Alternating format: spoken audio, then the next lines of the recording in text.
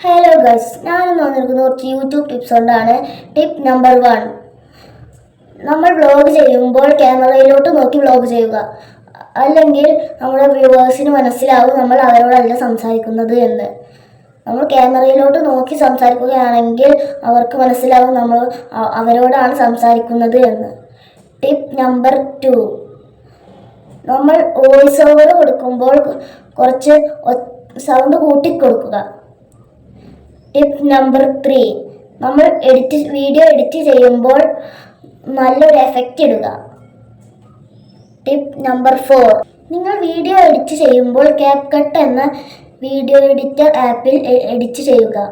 Tip number 5: നിങ്ങൾ ഒരാഴ്ച മുഴുവനും വേറെ കണ്ടന്റ് ഇടുക.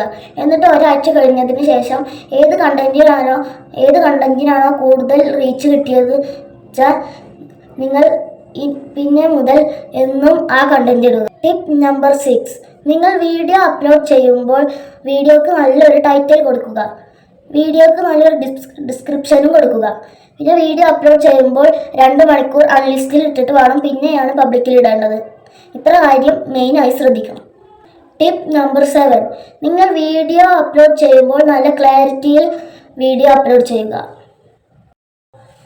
ടിപ്പ് നമ്പർ 8: നിങ്ങൾ വീഡിയോ അപ്ലോഡ് ചെയ്യുമ്പോൾ അതിൽ മറ്റൊരാളുടെ സൗണ്ട് ഒന്നും പെടാതെ വീഡിയോ അപ്ലോഡ് ചെയ്യുക.